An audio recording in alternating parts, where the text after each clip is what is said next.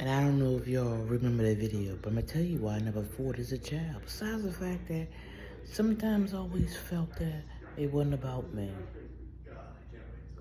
But I like fighting, even as a kid. And I said if I continue to fight, I'm really not gonna have a life. I'm a college dropout. I mean, there's a lot of things wrong, but at least I get Social Security square and square. I did work. And I realized if I continue to fight, after I lost Teal, they still gave me a place.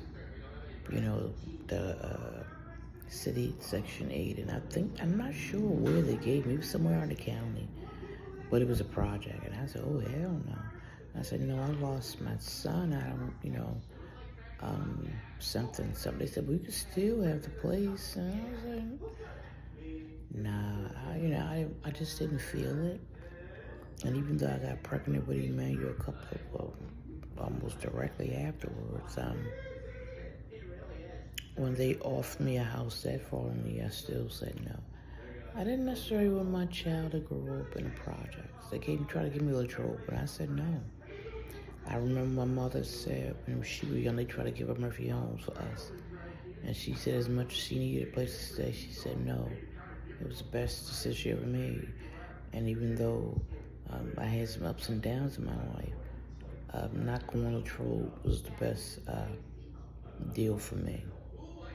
Because I'd be still fighting right now. I would be a drunk or a junkie. I enjoy fighting. During that time, I was angry, and I didn't know why. Besides, my family was treating me like shit, but this is before I remembered doubt. But after I remembered doubt, that is what calmed me down. I realized who I'm going to fight. I don't am a girl. And it went just like that. She was there again. We weren't sisters, but we had our own language. Nobody believed that shit.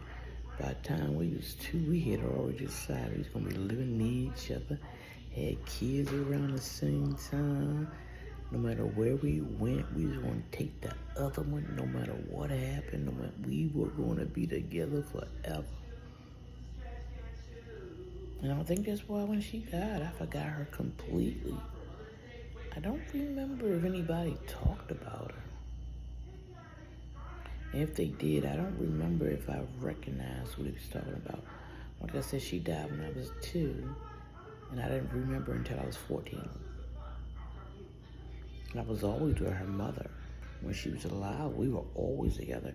And after she died, I was still with my aunt. Maybe she resented me. I don't know. She never gave me that impression. Because like I said, I didn't remember that. And I was wondering, did anybody realize that I didn't? Because I never talked about her. And I remember it distinctly. I was at my aunt's house on Bentlow. And I walked down the street and I saw Lynn and Angie. And Lily might have been with, no, Lily wasn't with, just Lynn and Angie and some girl. And I knew they wanted to fight me, but I really went into that. But I was just like angry. And I said to myself, we were gonna fight because I didn't even realize me and Angie had fought like at 10 or 11. See, I don't remember the things that I don't need to keep, even during that time. And because I loved Angie enough to not fight her. But this time I was gonna remember that shit. Anyway, I'm just angry. And then as I'm walking to them and I see Angie and Lynn, because deep inside I love both of them. I apologize to them and I don't even know what the fuck I did. But I was willing to do it because I remembered them when I was a kid, I always liked Lynn. I always considered her my big sister. And I remember meeting Angie before I met Stephanie. So I don't know. I never knew what happened with that shit. I really don't. Nobody ever told me. And when I asked, I guess nobody believed it. I didn't remember. Anywho.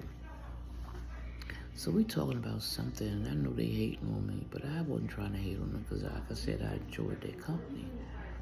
And I was just about to leave when like a bolt on the light and it hit my ass, like boom. And as I'm walking down the street, I'm crying and I'm laughing, I'm crying, I'm laughing. And it was like, I remembered her instantly. I don't know what the fuck mental condition that was, nigga. But that was marvelous and scary and hateful and mean and just gritty and just awful. It was just every bad, good thing I had experienced up until then. And believe me, that nigga, I experienced some shit. And I remembered her. And after that, I was like, damn. My whole life is fucking gone. And it wasn't me, it was her. I mean, I'm telling you it too. I remember us talking. And I remember, the only thing I remember, I thought she was a mirror image. People say we looked alike. She was a little heavy and her hair was longer and prettier than mine. I do remember that.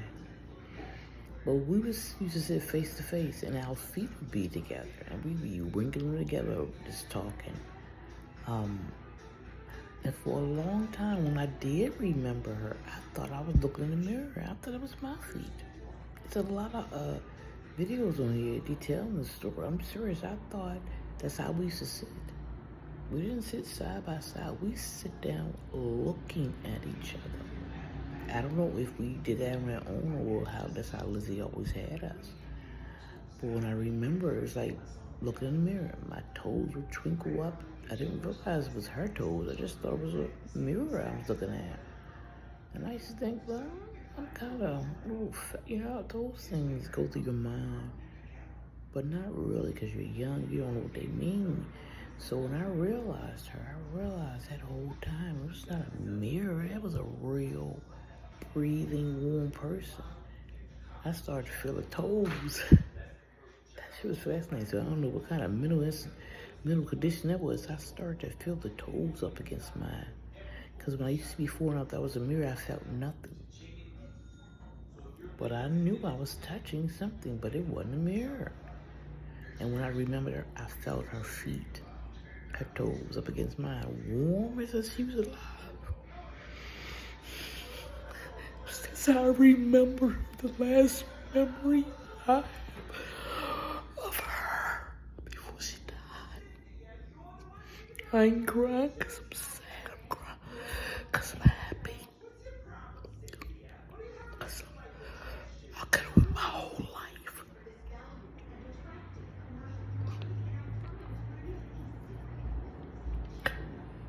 Not remembering her. And when I did, I felt her warm toes against me. So I don't give a fuck what kind of mental shit that is. It was the best thing in the world. And she got me at peace. I ain't fuss or argue or fight ever again.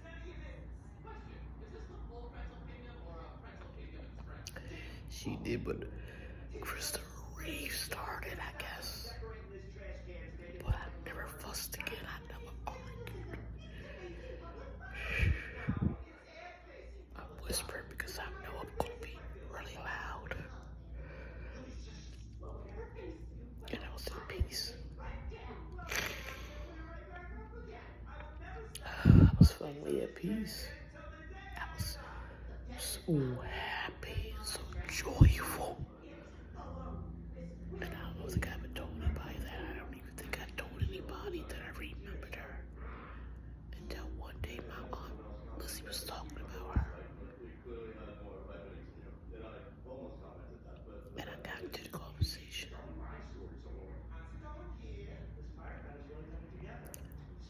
I don't know if she didn't realize it or she did.